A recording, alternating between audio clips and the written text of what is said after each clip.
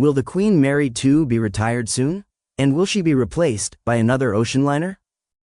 When Queen Mary II was designed, they spent a lot of time, the designers, particularly Stephen Payne and his team, investigating the service life of previous ocean liners. And of course, at the time, the ocean liner that everybody's attention was on was QE2, over 30 years old at the time that Queen Mary II was put together. And QE2 had a 30-year service envelope in the original design, as were many of the ocean liners that came before her. But QE2 ended up lasting in service just about half a year shy of 40 years. The ship itself had a very, very strong hull, but one of the things that made QE2 a little bit tired towards the end of her service career was the fact that she had an aluminium superstructure.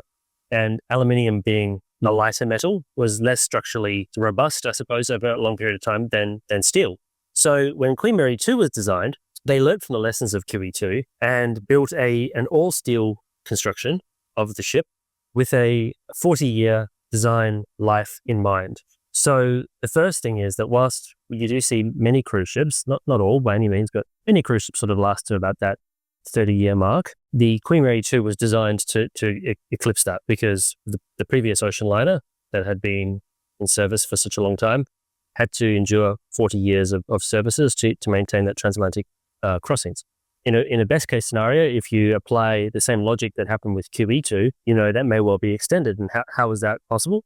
Well, QE2 had a mid-life re-engining, which actually on QE2 was sort of a necessity, because the original power plant that the ship had was quite unreliable. So they replaced it with diesels. Queen Mary II has a diesel and a gas turbine plant.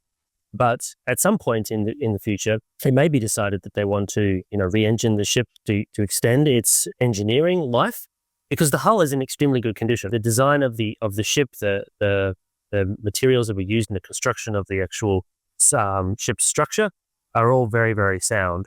And so there could well be scenarios in the future where the ship is given major refurbishment work and it extends her service life out even further. So I think when we look at Queen Mary II, we have to look at her as a unique case and not compare her too much with the cruise ships of the Carnival Corporation fleet, because she is, as Brad mentions, she is a one-off. She is unique, and that service is a very important service for Cunard. And so I think what will happen is that the Queen Mary II's service life will be extended for as long as it's feasible to keep the ship in service. Now, in terms of the second part of the question, I'm in two minds when it comes to this.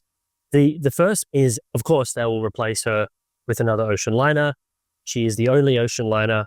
Cunard is an ocean liner company. It has that long heritage. The transatlantic is, year on year, it grows in popularity. Queen Mary II spends more and more time on the Atlantic. So it would make sense to build another one day when, I would say 20 to 30 years in the future, when Queen Mary II is finally ready to retire. But on the other side of the coin, the circumstances that existed to create Queen Mary II were extremely unique and very unusual. So not only did you have Cunard that had QE2 that had maintained the transatlantic crossings for so long, but they were for sale. The company that purchased them, Carnival Corporation, had Mickey Arison there, who wanted an ocean liner and had an interest in building an ocean liner. So there was a commitment there that no other shipping company that was had even looked at Cunard as a possibility really didn't have that same drive that Mickey did. Then, on top of that, we're able to assemble a team that was led by a naval architect that had been passionate about designing a true ocean liner. And really, Stephen Payne, he led that team to such an extent that any deviation from building a true ocean liner was guided away from by him to make this ship an actual liner, not a cruise ship that's dressed up to look like a liner, not a reinforced cruise ship, but an actual proper ocean liner. And so those situations, they aligned perfectly from 1998 through to 2003 when Cunard 2 entered service, to allow for the creation of a ship that, in 2003 money costs around about $800 million US. So it is an expensive undertaking. So I can't say with certainty what the future will hold, because when the time does come for QM2 to bow out, will those same pressures and forces and will of the executives be there to allow for a new ship to be built of the same specification? Only time will tell. And will they find a naval architect who will understand it the way that Stephen Payne did? And I'm not saying that people can't learn.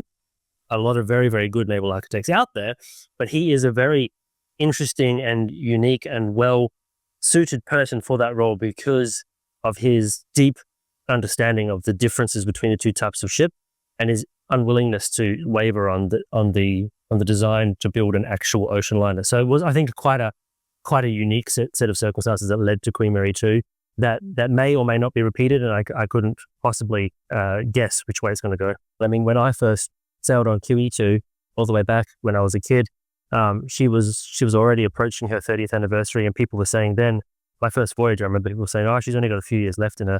Don't necessarily know what's happening behind the scenes, and of course she endured for over a decade longer than she was designed for. And Queen Mary 2 is in many cases an even stronger ship structurally because she doesn't have that aluminium, that doesn't have the weakness of that material there, and so the hull itself is very strong. You know what they can do with interiors. Just look at Norwegian Spirit, another ship, a cruise ship, beautiful ship built in 1998, and she's just had $100 million spent on her interior and looks completely new inside with a beautiful classic structure. Anything can happen if the right forces are there to will for it. This video was brought to you by me and my new book, The Evolution of the Passenger Ship. In The Evolution of the Passenger Ship, we bring years of research together to create a book that takes you on a journey from the dawn of passenger shipping right the way through to the modern cruise behemoths that we see today. And if you purchase a copy, you support us, which helps us keep the channel going.